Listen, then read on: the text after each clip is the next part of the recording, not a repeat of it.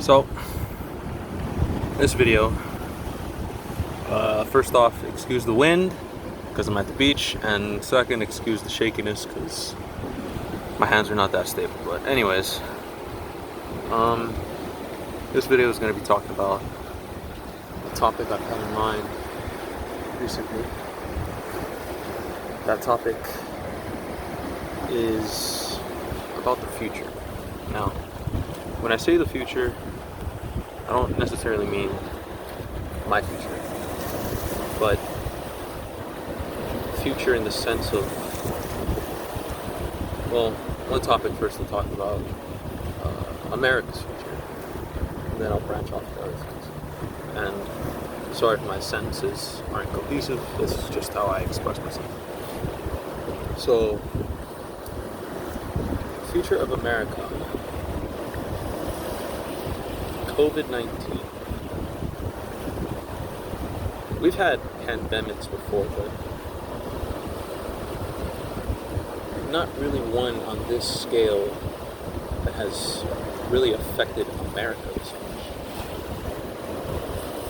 In previous years, there was the swine flu, Ebola, here and there, the bird flu, H1N1. Those are the ones I can remember off the top of my head. I'm young. Probably some of you who view this may be older than me, much more older than me, recall even further back. And here comes COVID-19, and all of a sudden you have people become self-conscious about maintaining social distancing between people, keeping everything around you sanitary. You know, I've seen people get really nutty about washing their hands.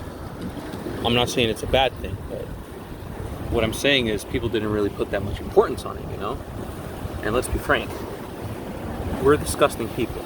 We're all disgusting. Sometimes we go to the bathroom and we don't wash our hands. No cap. We've all done it at some point in our lives. But now, with COVID-19, I've seen people and heard stories of people when they get outside, open the door to their car, and they get in, hand sanitizer. When they get out, hand sanitizer. When they walk in a store, touch anything, hand sanitizer. And I get it. It's all to prevent and eliminate any potential risks, which I 100% support. What I'm getting at is that this virus has made people very aware of it, and I think it's changed America's mentality as a whole, especially with this wearing masks stuff. Now, like I said previously, I support every measure necessary and that you take personally, to help stop spreading the spread of the virus. There we go. And masks are an important part of that. And you still have some people who don't want to wear a mask.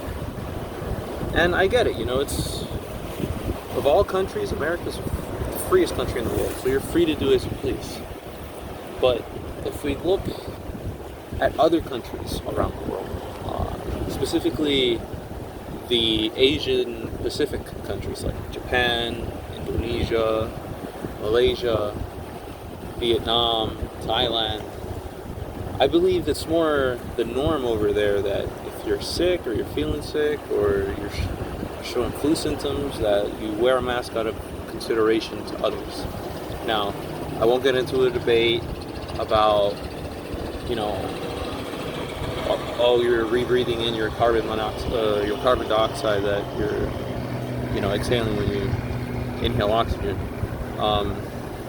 or about how you need the, professional medical grade masks to really filter out that shit. Listen, I'm not going to argue about that. All I'm saying is masks help. And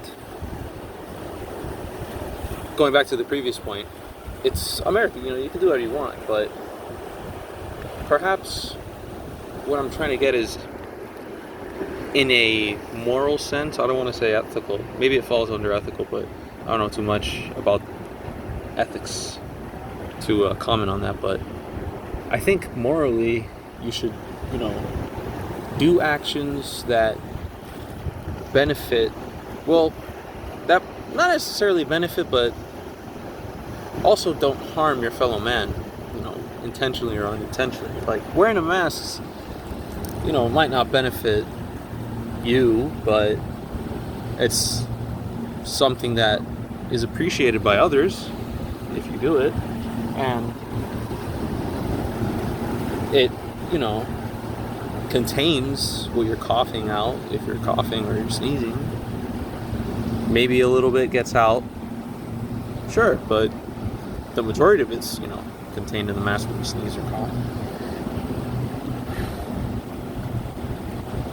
Over there in those countries that I listed off, it's more the norm to wear a mask, and now people here are, I think, starting to realize how other countries do this, how other countries have handled this, and I'm seeing a shift into more people becoming, I guess, self-aware of their actions and how it affects others. COVID-19 is also changing the future of America and how business is going to be operated. Like restaurants, bars, nightclubs, anywhere or anything that there's a gathering or a purpose for more than a handful of people to be in, a party, a wedding, anything. It's all going to be different. People are going to look you differently, look you cross-eyed if you're sick or you show up to their event sick, or or all that. COVID-19 is going to leave a deep mark on people. It has left a deep mark on people, mentally, psychologically. And I guess you could see, what's the saying? There's a silver lining in everything. I guess you could say the silver lining of this is that, as I said, people are becoming more self-aware of themselves, of their actions, and how their actions affect others. And I think there's the aspect of politicalness that COVID-19 has affected us. All of a sudden, how this crisis was handled has turned into a talking point. It's something that will be, I think, asked of future presidents. How will you handle another COVID-19 situation? What are your positions on wearing masks? Do you think there should be mandatory vaccines? These are questions that are going to be asked. A lot of people, who are on one side of the fence or the other, may end up switching sides, or also just digging in their heels and their beliefs, and we could see a shift in the demographics of Republicans and Democrats. Personally, I think Democrats are more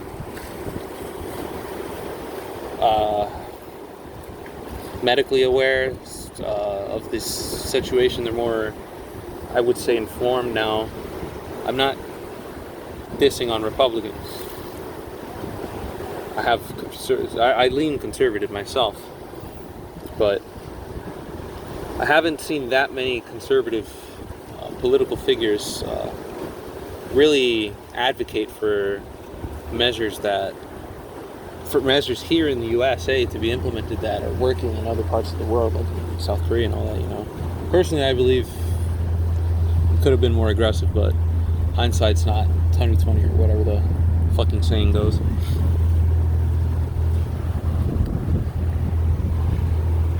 Another aspect to consider, it's changing America's future. I think relationships between people will be different.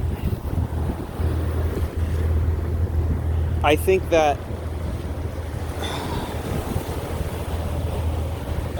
people will start to be very, as I said, self-aware of their conditions. And when I say relationships, like, I mean between friends, family, loved ones, partners. It makes them more self-aware of what's going on with them. And I would like to say the optimist in me wants to say more considerate of how that affects their closest, relationships. I think, however, COVID-19 will also make us more overprotective.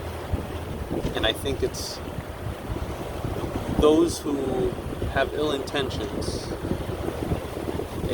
with higher powers or higher influence in the world may use this event to further restrict on our freedoms. As I said, I'm not advocating for not wearing a mask. I'm not dissing on people who don't want to wear a mask either, It's your life, do your thing. But there are people on the extremes that will take advantage of this for their own political plays.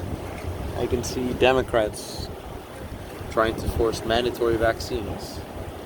I can see Republicans trying to use this to block any efforts made for progress when inevitably a Democrat president returns to the White House. Because let's be real, folks, the White House works in cycles. And correct me if I'm wrong, but it's been a while since we had a single-term president, right? And usually, it goes, Democrat for 2 terms, Republican for 2 terms, Democrat for 2 terms. It's a tug of war, So, I think that when a Democrat president is inevitably elected, my guess is 2024 with looking to be more likely odds, we're going to see a reversal of what's going on now. Democrats really trying to block anything that Republicans are trying to do to pass bills and laws and whatnot. Bargaining. Really bargaining. It's all the political play. Bargaining for this, and that. Add, sanctuary city relief funds or whatever to this bill. It's an addendum, an additional clause or whatever. I'm no legal. Yeah, I smoke weed. I'm no legal. But it is well known that politicians sneak in small little things into bills and laws that most common people hope, that most senators hope common people never get around to finding out, to really investigating the laws. And honestly, they're kind of right on that, because save for a very small percentage of the American population, I think a lot of us are political, but not a lot of us give a shit about actually researching into what laws are being passed, or what your state governor, what your senator is doing. Most people's interest in politics is only like an inch or 2 deep, honestly.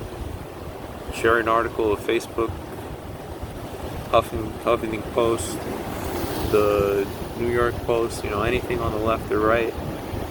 Share it, and suddenly you're a political scientist. So this video's gone on long enough. I'm starting to ramble, but basically, yeah, COVID-19 is going to change the future of America, and by extension the world too. I'll see you whenever I make another video. I have to feel inspired. Peace.